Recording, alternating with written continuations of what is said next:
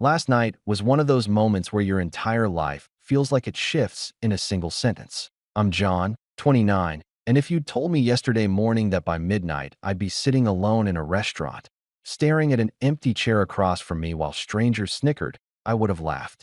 My girlfriend of almost 2 years, Emily, had invited me out to dinner with her friends at this fancy rooftop place downtown. I thought it was a good sign.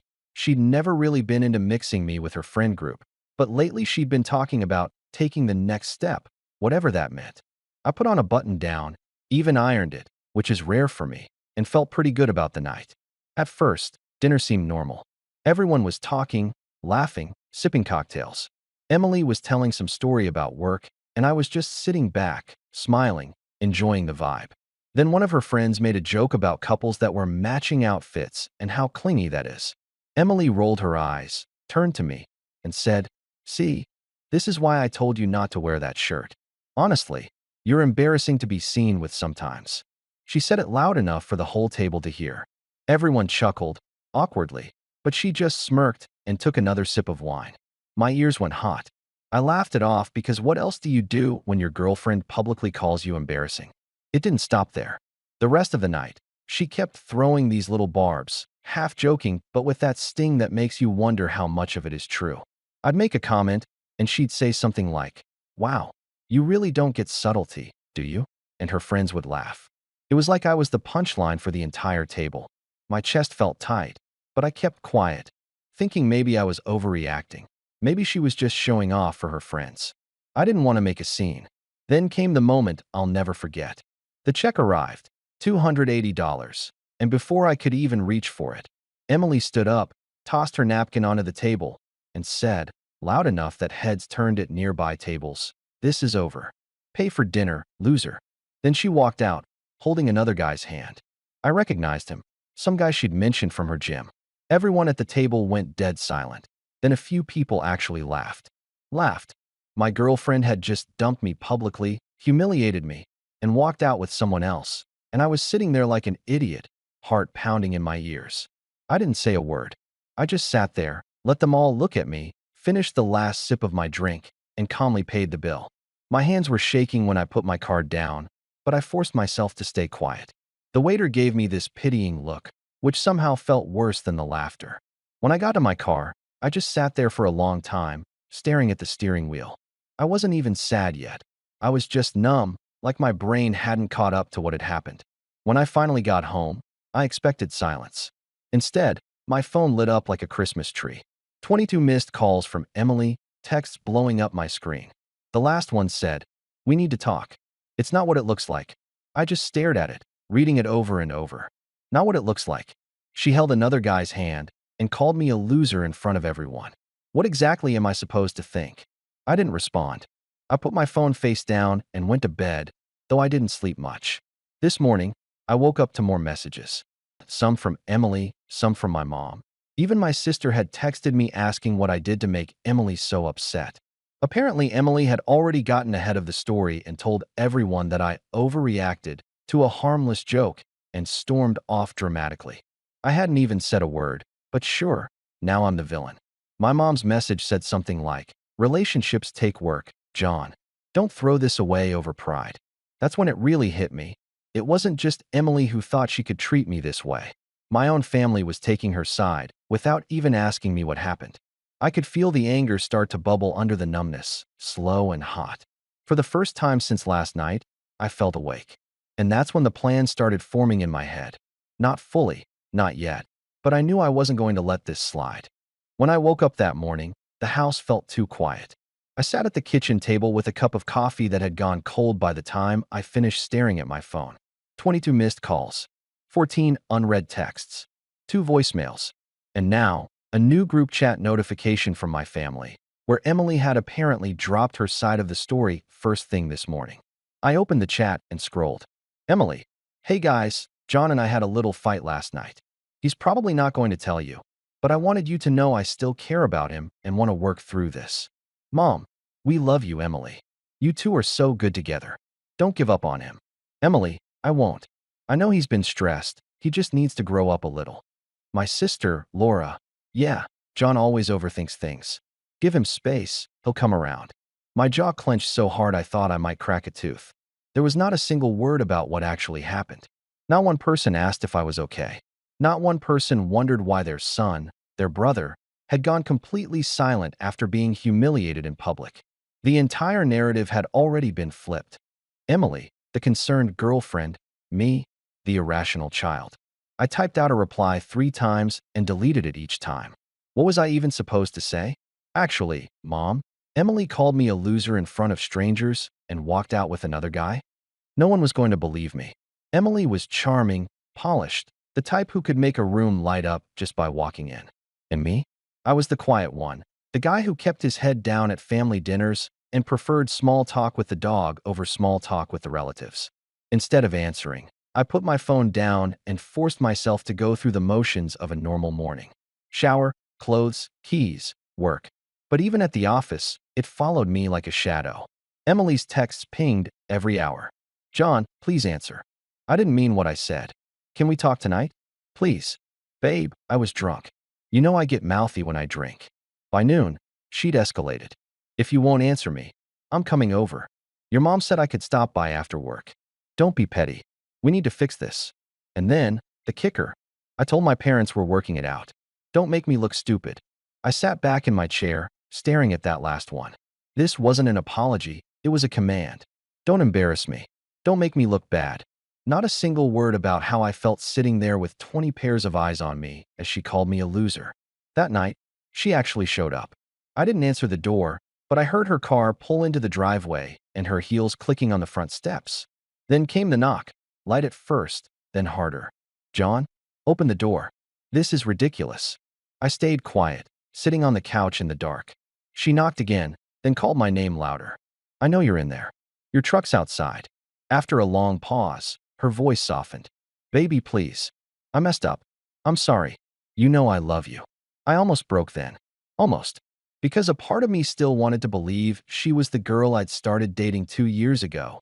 The girl who used to sit on the porch with me on summer nights and talk about traveling. The girl who once drove across town at midnight just to bring me soup when I was sick. But I stayed still, staring at the floor until I heard her footsteps retreat and her car pull away. I thought that would be the end of it, but I underestimated Emily. 2 days later, my mom called me out of the blue. John, she said, her voice tight. Why are you punishing Emily like this? She's been trying to apologize. I took a deep breath, gripping the phone. Did she tell you what happened? She said you got upset over a harmless joke and stormed off. John, relationships aren't perfect. You can't just shut her out over one mistake. One mistake, I said, my voice sharp for the first time.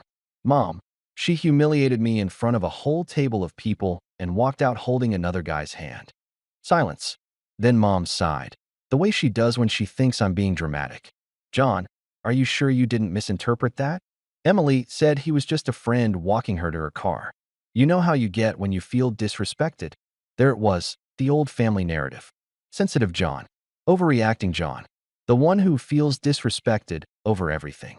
Mom, I said, my voice low now. I was there. I saw it. She called me a loser and left me with a $280 bill. That's not a joke. Mom didn't answer right away, and when she did, her tone was clipped. Well, maybe you two just need a little break to cool off. But don't drag this out. You're not getting any younger, John. That was the end of the call. After that, it was like the floodgates opened. Laura texted me, telling me I was throwing away a good thing. My cousin even called to say Emily had confided in her about how hard this was for her. The family group chat kept blowing up with memes and casual jokes that always seemed to circle back to me. Laura, we all know how stubborn you are. John, just call her. Mom, you two are perfect together. Don't let pride ruin this. Emily, I'm coming over Friday. I'll bring your favorite takeout. Please talk to me. By Friday, I was exhausted from ignoring everyone. So when she showed up again, I opened the door. Emily stood there holding a bag from my favorite burger place, smiling like nothing had happened. Hey, stranger, she said softly. I let her in, but I didn't smile back. She set the food down on the counter and tried to hug me, but I stepped back. We need to talk, I said. Good, she said quickly, because I've been dying to explain. It wasn't what it looked like. I was just. No, I cut her off. You were cruel.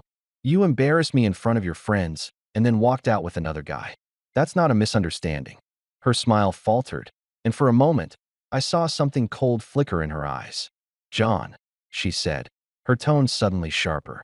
You can't keep holding this over my head forever. I said I was sorry. You're acting like a child. And there it was again, the switch. From contrite girlfriend to scolding teacher.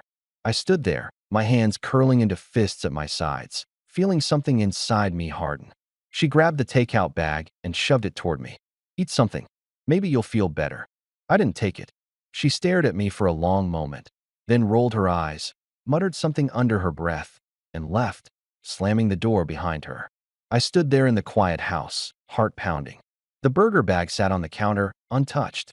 I felt something click into place inside me, a kind of clarity I hadn't felt in days. This wasn't about fixing anything anymore. This was about me. About deciding, finally, that I wasn't going to let someone, not Emily, not my mom, not anyone, make me feel small in my own life. And as much as I hated to admit it, a part of me started to feel calm. Calm, but not done. The weekend after Emily slammed my door, I tried to breathe and move on with my life. I worked late, went to the gym, did anything I could to stay busy and avoid staring at my phone. I thought maybe if I gave it time, things would cool off. Maybe even my family would stop pushing. That illusion shattered by Tuesday. I came home from work to find my mom's car in the driveway. My stomach sank immediately. I hadn't told her to come over, and she rarely stopped by unannounced. When I stepped inside, the first thing I saw was Emily, sitting on my couch like she owned the place. Mom was beside her, sipping tea out of my mug, looking at me with that disappointed mother expression I'd known since I was 5 years old. What is this? I asked, dropping my keys on the counter. An intervention, Mom said calmly, as if that explained everything. You two need to talk like adults. I looked at Emily. She was sitting cross-legged, perfectly put together, wearing that sweater I used to love on her. Like this was some casual coffee date, and not the aftermath of her humiliating me in public. You invited her here? I asked my mom. John, she's been miserable. She's tried to apologize, but you won't let her. It's not fair to punish someone for a mistake forever. I turned to Emily. You called me a loser in front of your friends and left with another guy. That's not just a mistake. That's overreaction, she cut in smoothly. John, it was a joke. I grabbed his hand because I was upset and didn't want to cry in front of everyone. It wasn't romantic. You walked out with him, I said, my voice rising. Because you embarrassed me by storming off, she snapped, her mask slipping. Do you know how childish you looked, sitting there sulking? My friends were mortified. I blinked at her. Mortified? You humiliated me in front of them. Mom stood, holding up a hand like she was breaking up a fight between kids. Enough. John, you need to forgive her and move on. We all make mistakes. My jaw tightened. This isn't your decision, Mom. Maybe not, she said, her tone turning sharp. But I'm not going to watch you throw away a good woman because you can't let go of your pride. Your father agrees with me. That last line hit like a punch. Dad rarely weighed in on my personal life, which meant Mom had clearly been working the phones, getting the whole family involved. Emily stood up then, closing the distance between us. Please, she said softly, her eyes suddenly shimmering with tears. Can't we just go back to normal? I miss you. And for a second, just a second, I almost believed her. But then I caught something in her eyes, something calculating. It was the same look she gave me once when we were at a dinner party and she wanted me to play along with the story she was telling. Like this was all theater and I was just a prop. I stepped back. No, I said finally, my voice flat. You need to leave. Emily's tears stopped instantly. Fine, she said coldly, grabbing her purse. But don't come crawling back when you realize what you've lost. Mom gave me one last withering look before following her out. I thought that would be the end of it. I was wrong. 2 days later, I got a call from my boss. John, we need to talk, he said, sounding uneasy. Can you come into my office? When I got there, he closed the door behind me and handed me a printout. It was a series of screenshots, my private text messages with Emily from months ago, where we'd argued about her spending habits. Except someone had cherry-picked the worst ones, cut them out of context, and sent them to HR claiming I had anger issues. This came in anonymously, my boss said carefully. We're not taking action right now, but is everything okay at home? My blood went cold.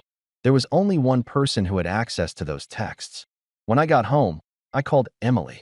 Did you send my private messages to my job? I demanded. I don't know what you're talking about, she said sweetly. Don't lie to me. She laughed then, actually laughed. John, maybe you shouldn't have written such nasty things if you didn't want anyone to see them. They were private, I said through gritted teeth.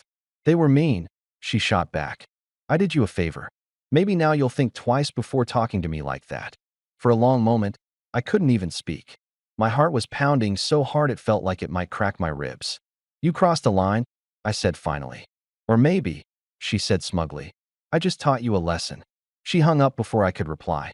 That night, I sat in my living room, staring at the wall until my vision blurred. This wasn't just about a fight anymore. This was war.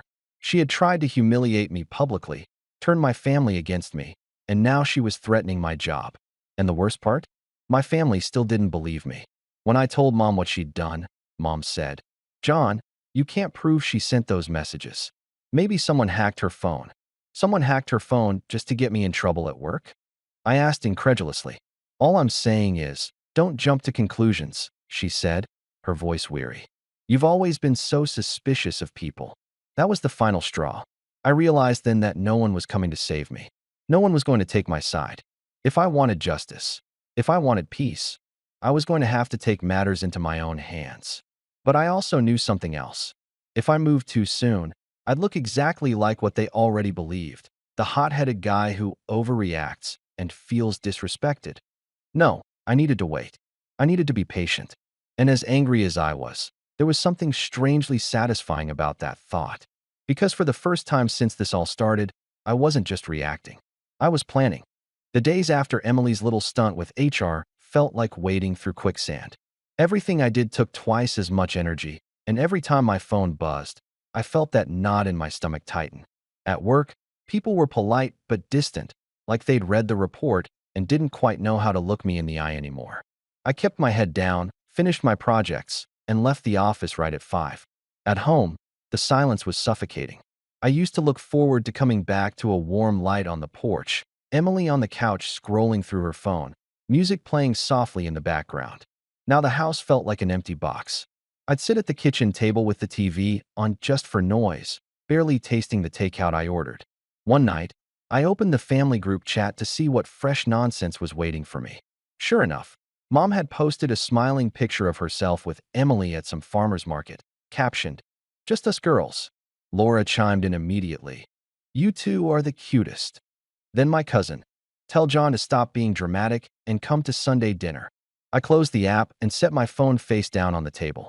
It wasn't just that my family was siding with Emily. It was that they were doing it so publicly, like they were daring me to fight back. It was like they didn't even care how that picture would make me feel. That Sunday, I didn't go to dinner. Mom called me twice, then left a voicemail that said, "Fine, stay mad. You're only hurting yourself." I lay on the couch for a long time after that, staring at the ceiling, wondering how we had gotten here. I used to be the quiet, dependable son, the one who showed up to every barbecue, who fixed Dad's car when it broke down, who helped Laura move apartments 3 times in 4 years. And somehow, in just a few weeks, I'd become the villain of the family narrative. One night around midnight, I grabbed my keys and just drove. I didn't have a destination. I just needed to move, to get out of that house. I ended up at an all-night diner on the edge of town, sitting in a booth with a cup of burnt coffee. That's when the loneliness really hit me. Not just missing Emily, but missing before.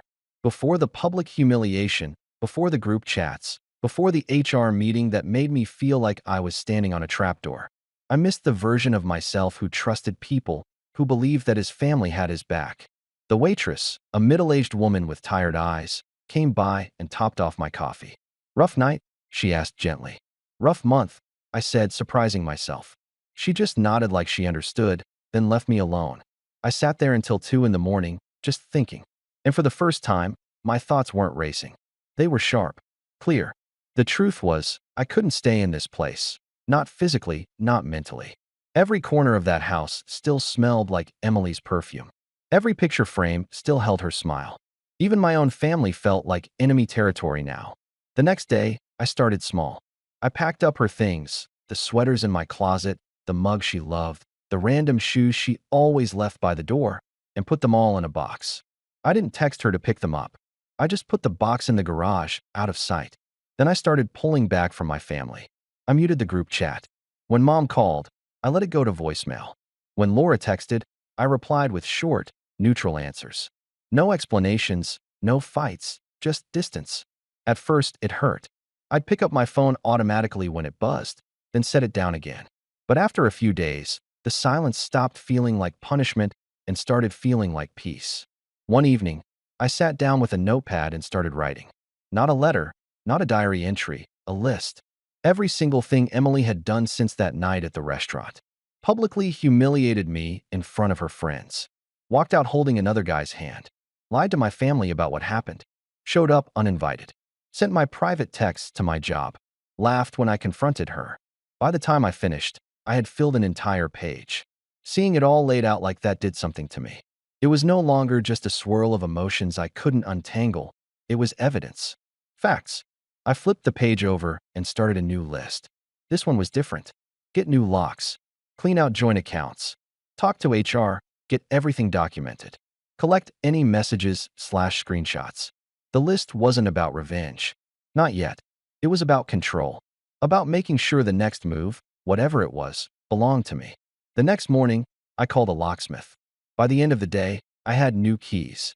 2 days later, I moved my money out of the joint savings account Emily and I had opened last year when we talked about maybe buying a house. It wasn't much, just a few thousand, but it was mine. When Mom found out, she called me in a fury. John, do you know how hurtful that is? Emily said she saw the account was empty. It's my money, I said flatly. You're acting vindictive. No, I said calm now. I'm acting careful. Mom huffed on the other end of the line. You can't just cut everyone off. Family is supposed to be there for you. Then maybe they should have been there for me when I needed them, I said, and hung up before she could reply. That night, I slept better than I had in weeks.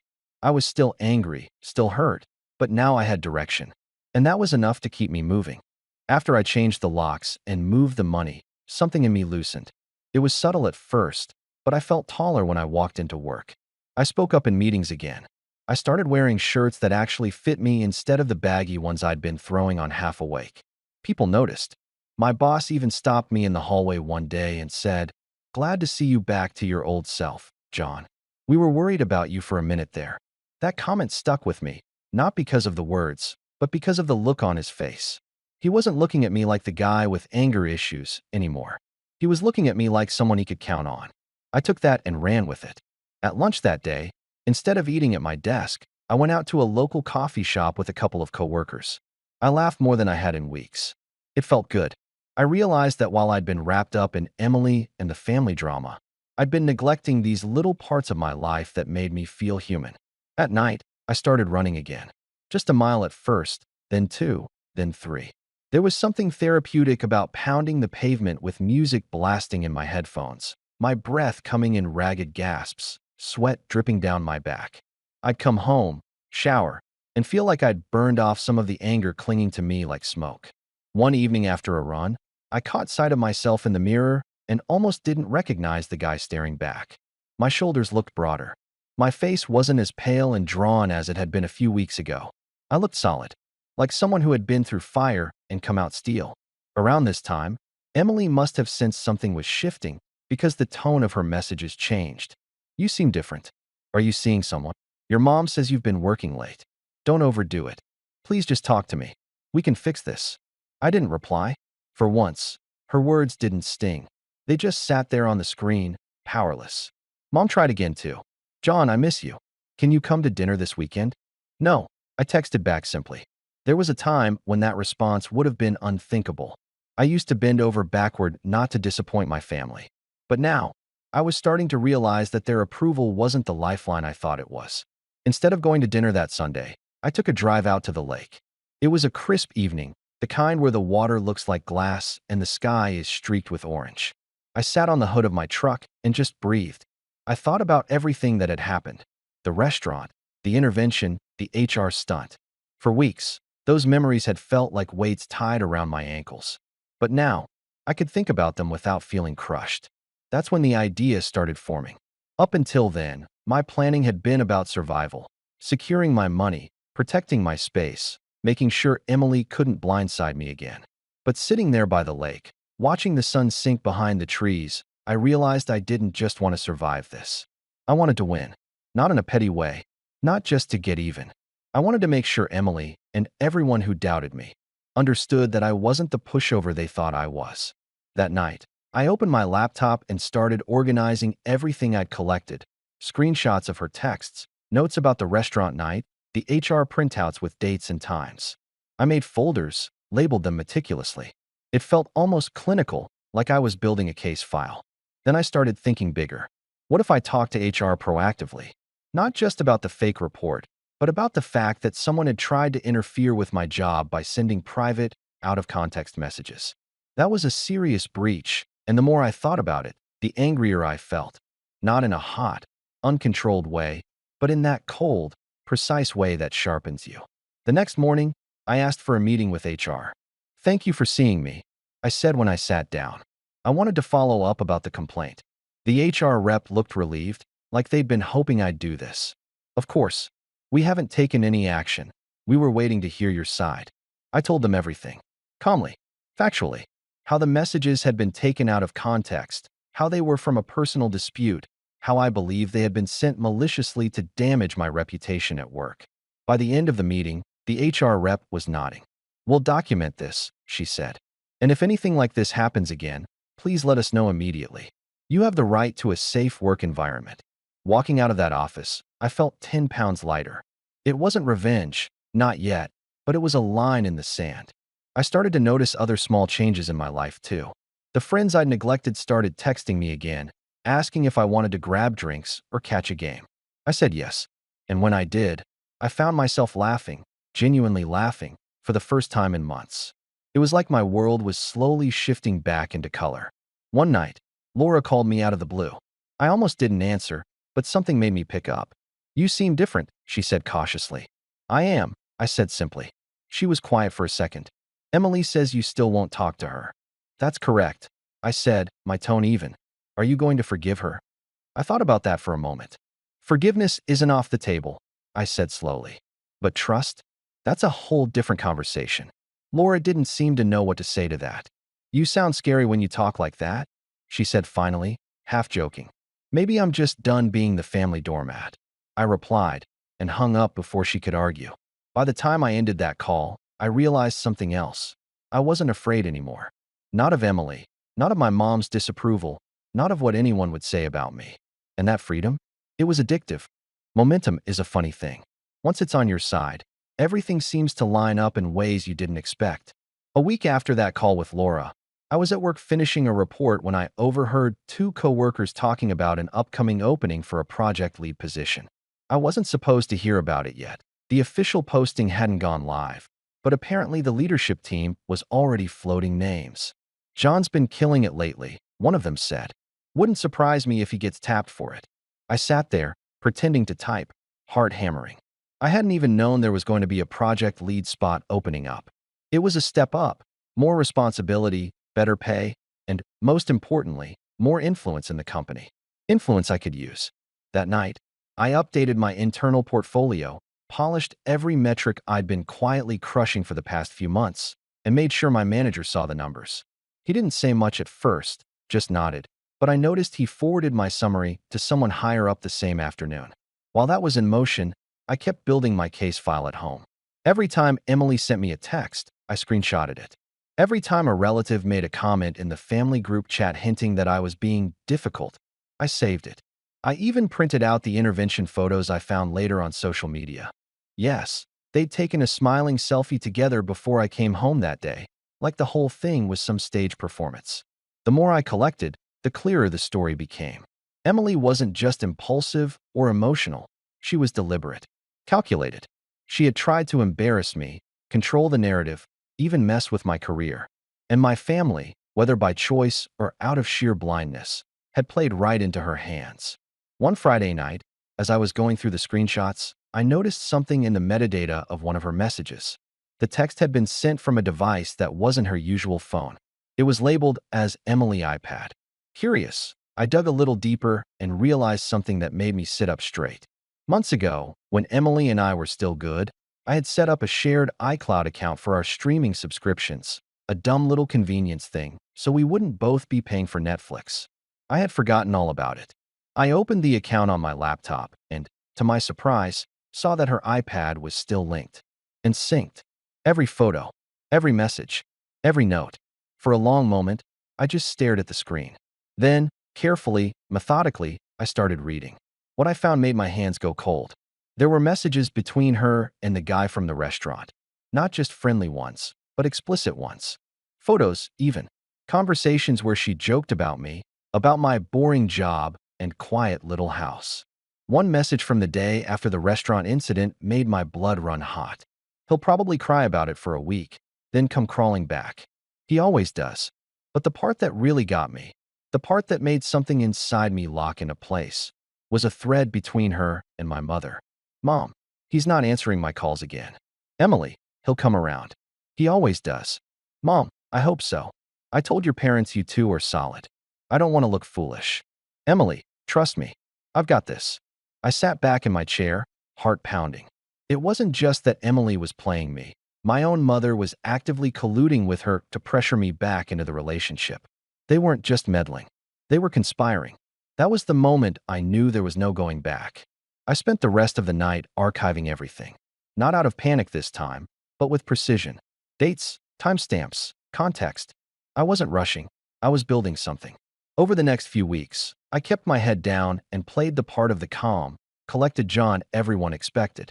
I answered work emails promptly, volunteered for extra tasks, even started showing up to Friday happy hours again. On the outside, I looked like a man who had moved on. On the inside, I was sharpening every tool I had. I made a quiet appointment with a lawyer, not because I was ready to file anything yet, but to understand my options. He told me that what Emily had done by sending my private texts to my employer could, under certain circumstances, be considered harassment or defamation, especially if it had put my job in jeopardy. I also learned that our joint savings account, which I had already emptied, was technically still open in both our names. If I hadn't moved the money, she could have drained it at any time and left me fighting to get it back. Good instincts, the lawyer said with a nod. Most people don't think that far ahead. That night, I drove home with the windows down, feeling the cool air whip across my face. It wasn't joy exactly, not yet, but it was something close. 2 weeks later, the promotion was official. Project lead. My name on the announcement email. A raise that bumped me into a new tax bracket. The first text that came in was from Emily. Congrats. I always knew you had it in you. Then my mom. See? Good things happen when you let go of grudges. Proud of you, honey. I didn't respond to either of them. Instead, I took a screenshot of the announcement and sent it to my lawyer with a short message. Let's talk about next steps. I had leverage now, professionally, financially, personally. I had evidence. I had control over my own story. And for the first time since that night at the restaurant, I had the upper hand. I wasn't just surviving anymore. I was about to turn the tables. When I got the promotion, something shifted permanently.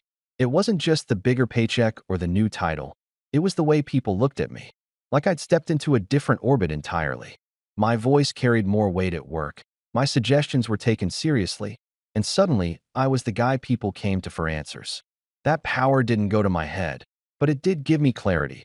I had spent months being on the defensive, trying to protect myself from Emily's chaos and my family's meddling. Now, it was my turn to act.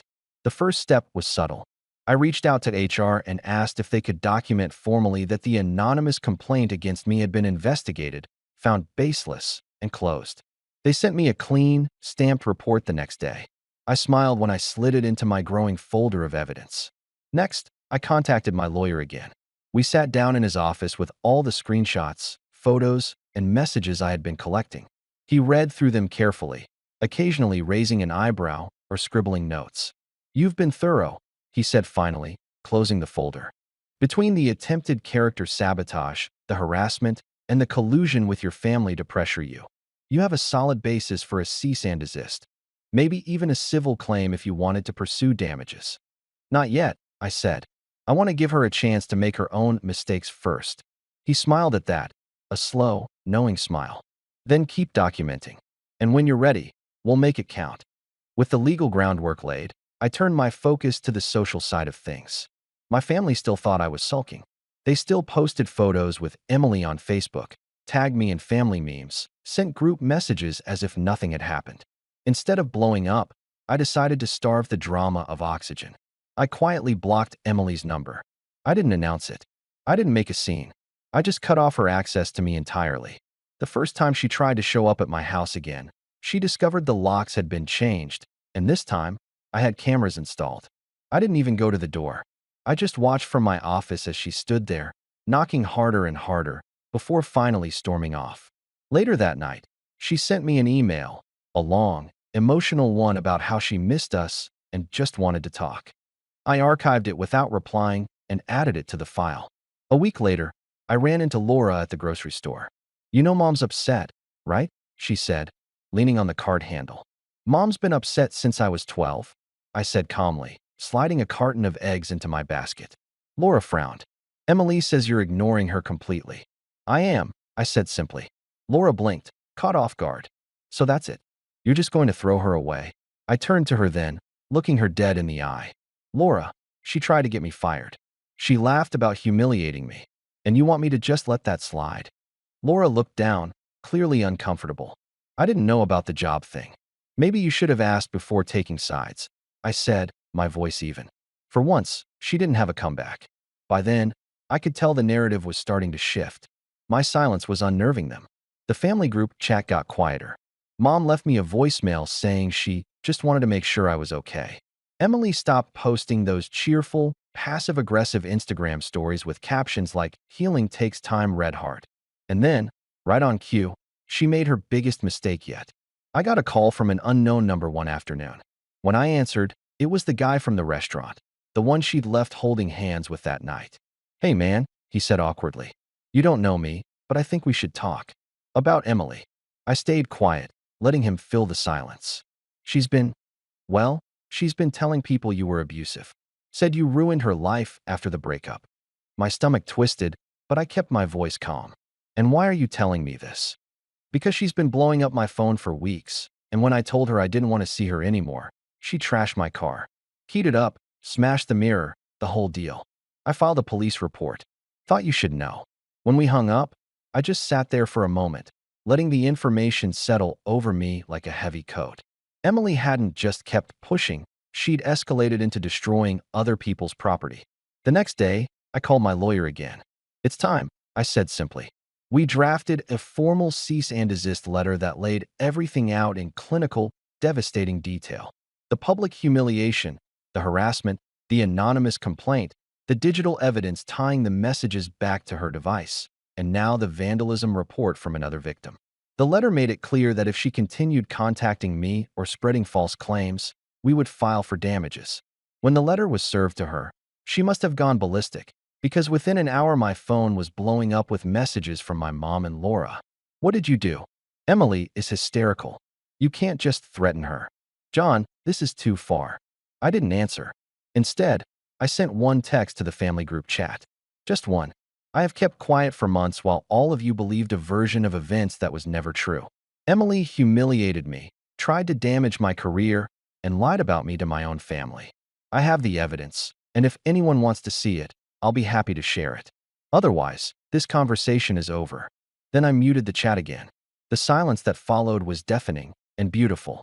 Over the next few days, I heard through the grapevine that Emily had deleted half her social media accounts. Mom stopped calling for almost a week. Laura texted me once to say, "I didn't know it was that bad. I'm sorry, it wasn't a public spectacle. I didn't post anything online or blast anyone on social media." But the message was clear. I wasn't the quiet, compliant John they could push around anymore. I had taken my power back, and I hadn't even raised my voice. Fallout is quieter than people think. It doesn't come with fireworks or shouting matches in parking lots. It comes with long silences, late-night phone calls that go unanswered, and the look on someone's face when they realize the story they've been telling isn't going to work anymore. After my cease and desist was served, Emily went completely silent for 3 days. Then, suddenly, she broke that silence with a single email, formal, short, and as cold as the legal letter she had received. "I acknowledge receipt of your notice. I will not contact you again." No apology. No attempt at reconciliation. Just the end of the line. When I read it, I felt something inside me unclench that I hadn't even realized was still tight. It was done. Whatever she had hoped to get out of this, whether it was power, control, or some twisted form of revenge, it was over.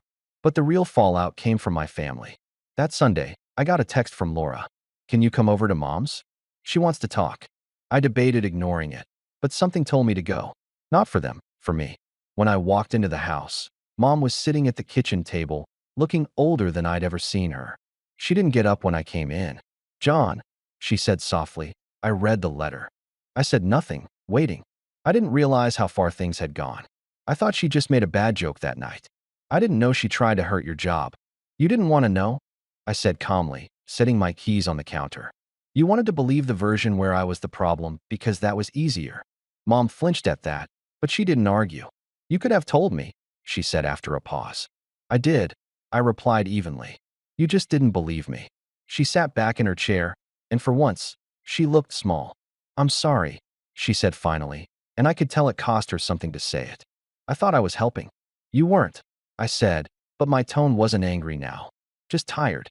"You chose her over me. All of you did. And I'm not going to let that happen again." Laura was standing in the doorway, arms crossed, her face pale. "We messed up," she said quietly. "I should have had your back." I nodded once. "You should have." There was a long silence.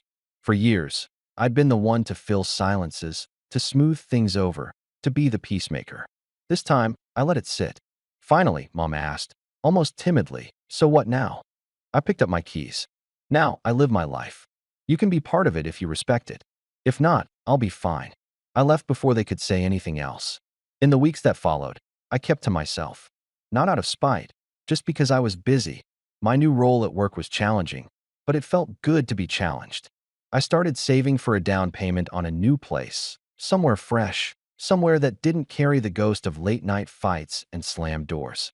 Then, one Friday evening, as I was leaving the office, my phone buzzed with a message from an unknown number. "Thought you'd like to know, Emily moved out of town. Lost her job. She's staying with her aunt in another state." It was from the guy from the restaurant. I stared at the message for a long moment, then put the phone back in my pocket without replying. There was no satisfaction in knowing her life had fallen apart. Not really. What satisfied me was knowing it wasn't my problem anymore. A month later, I hosted a small cookout at my place for a few coworkers and friends. We grilled burgers, played music, laughed late into the night. For the first time in a long time, I felt light. Toward the end of the night, Laura showed up. She looked nervous, holding a six-pack like a peace offering. "Can I stay?" she asked. I nodded, and she joined us in the backyard. Later, as the crowd thinned and we were putting out the last of the candles, she said quietly, "I'm proud of you, you know, for not letting them break you." I smiled at that, a small, genuine smile. Me too. When everyone had left and the yard was quiet again, I sat on the porch with the last beer of the night, watching the smoke from the grill curl into the dark sky. I thought about that night at the restaurant, about the look on Emily's face when she called me a loser, about the months of silence, the plotting, the evidence folders sitting in my desk drawer. And for the first time, the memory didn't sting. It didn't feel like a wound anymore. It felt like a scar, proof that I had been through hell and come out the other side. I raised the bottle slightly, like a private toast to the night sky, and said quietly to no one, "Never again." Then I smiled, finished my drink, and went inside, leaving the past where it belonged.